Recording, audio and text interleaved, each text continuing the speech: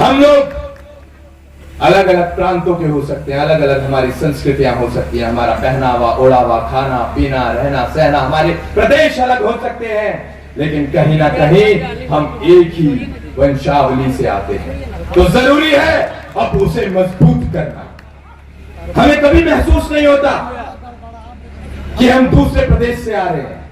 जब भी जिस प्रदेश में जाते हैं आप लोगों का प्यार कमा कर निकलते हैं और हमें महसूस होता है ये शायद मेरा ही समाज है जो कि अभी भी जुड़ा हुआ है। बस कुछ लोगों ने बीच में इसको तोड़ने का काम किया। जिस प्रकार आपको बताया गया गांधारी का श्राप, गांधारी का कोई श्राप इस समाज को नहीं लगा था। ये वर्षों से चली आ रही एक नीति है जिसको हमने एक्सेप्ट कर लिया, जिसकी वजह से हम लोग कमजोर होते चले गए।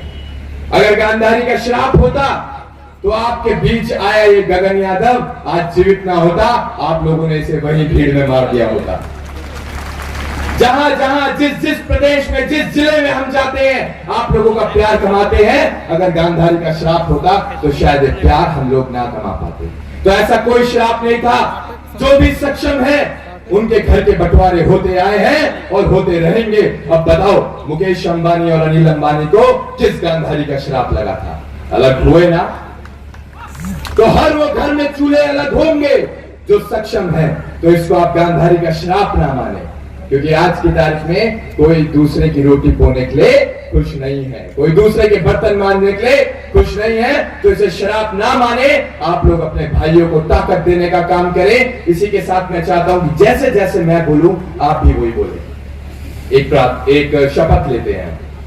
मैं समाज का एक सच्चा सिपाही, अपने समाज को ये भरोसा दिलाता हूँ कि भविष्य में जब भी मेरा समाज मुझे पुकारेगा मैं अपने तमाम कामों को छोड़कर अपने समाज को ताकत देने के लिए वहां पहुंचूंगा। मैं अपने समाज को भरोसा दिलाता हूँ कि मेरे समाज का कोई भी व्यक्ति अगर रोएगा तो मैं उसके आंसू पोंछने का काम करूंगा। मैं समाज का एक छोटा सा सिपाही, हर उस माँ को भरोसा दिलाता हूँ कि हमारी कोख बदल सकती है, लेकिन हम सब एक हैं। इसी के साथ मैं आप लोगों से अपेक्षा करूंगा कि इस समाज को ताकत देने का आप लोग काम करेंगे। निसंदेह हमारा प्रधानमंत्री भी बनेगा। और रही बात अही रेजिमेंट की, ये समाज का एक छोटा सा मुद्दा है, ये समाज का छोटा सा मुद्दा है। We are one of the largest community of India, approximately 26 crore, 26 crore हम हैं। उसके बावजूद हम लोग अपने हक अधिकारों से वंचित हैं। इसका मुख्य कारण यही है कि हम लोग संगठित नहीं हैं।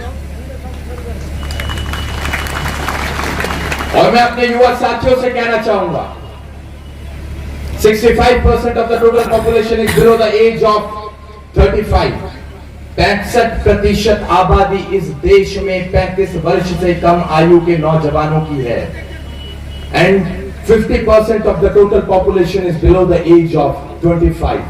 25 वर्ष से कम आयु के नौजवानों की संख्या इस देश में 50% है। तो ये संगम है युवाओं का, रुख बदलेंगे हवाओं का।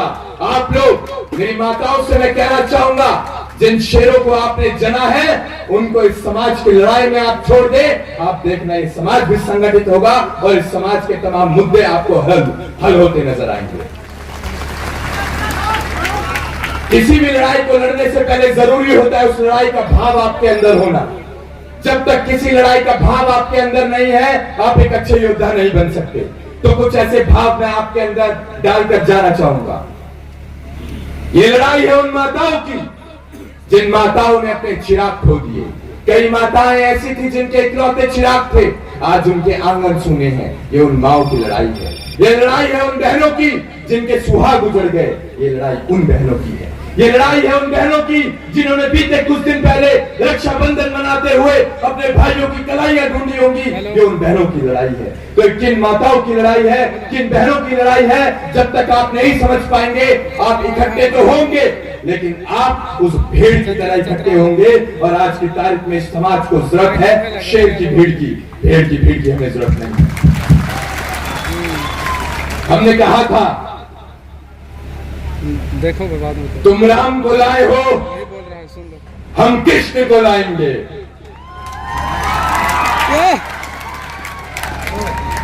तुम राम को लाए थे, हम कृष्ण को लाएंगे। तुमने भगवा लहराया था, हम पीतांबर लहराएंगे। और इस बार अपने युवा साथियों संग मिल फिर से नारायणी सेना बनवाएंगे। और इस बार नारायणी सेना का नाम होगा अहिर रंजन। जय हिंद, जय भारत, वंदे मातरम।